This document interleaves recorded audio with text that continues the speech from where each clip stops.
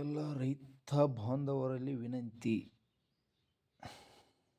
ನಿಮ್ಮ ಆಯ್ಕೆ ಚೆನ್ನಾಗಿರಬೇಕು.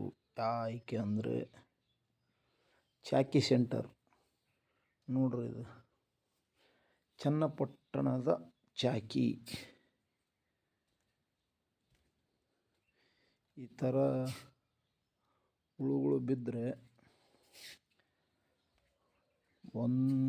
10% ಕಟ್ಟಿದೆ, 90% ವೇಸ್ಟ್ ಆಗಿದೆ. ಹುಳುಗಳು ಇನ್ನೂ ಬೇಜಾನಿದೆ.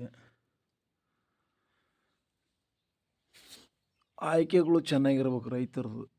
ಸೆಂಟ್ರುಗಳು, ಚಾಕಿ ಸೆಂಟ್ರ್. ಈ ಥರ ಹುಳುಗಳು ಬಿದ್ದರೆ ರೈತರು ಯಾವಾಗಪ್ಪ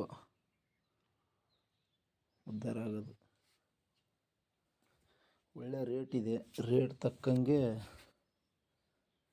ಬೆಳೆ ಬಂದರೆ ಒಳ್ಳೆಯದಿತ್ತು. ಬಟ್ಟು ಇದಕ್ಕೇನು ಪರಿಹಾರ ಅಂದರೆ ಏನು ಕಾಣಿಸ್ತಾ ಇಲ್ಲ. ಮೊನ್ನೆ ಯಾವತ್ತು ಸಭೆ ಮಾಡಿದ್ರಲ್ಲಪ್ಪ ನಮ್ಮೂರವರು, ರೈತರ ಸಭೆ. ಯಾವತ್ತು ಏನೇನೋ ಆಗ್ಯಾವನಂತೆ, ನೋಡ್ಕ್ಯಾರಿ. ಇದಕ್ಕೇನು ಪರಿಹಾರ ಅಂತ ಘೋಷಣೆ ಮಾಡ್ರಿ. ಮೊನ್ನೆ ಆಗಿರೋದು ಸಭೆ ರೈತರಿಗೋಸ್ಕರ, ಆಮೇಲೆ ರೇಷ್ಮೆ ಹುಳುಗೋಸ್ಕರ ತಾನೇ.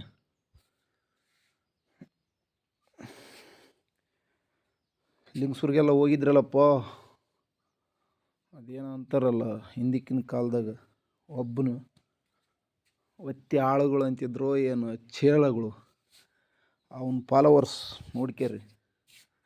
ಅದೇನು ಪರಿಹಾರ ಕಂಡು ಅಧ್ಯಕ್ಷ ಆಗಿರೋದು ಏನು ಕೇಳು, ಪರಿಹಾರ ಕೊಡ್ಸಕ್ತಾನೆ, ಒಳ್ಳೊಳ್ಳೆ ಕೆಲಸಗಳು ಕಾರ್ಯಗಳು ಮಾಡಕ್ತಾನೆ.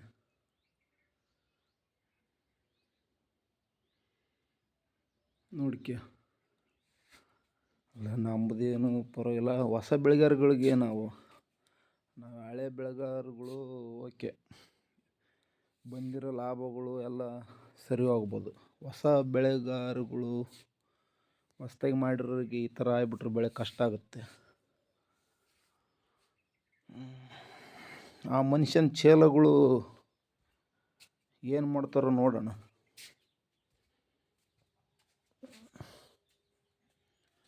ದೊಡ್ಡದಾಗಿ ಕರದಲ್ಲೆಲ್ಲ ಹೋಗ್ತಾವ್ರೆ,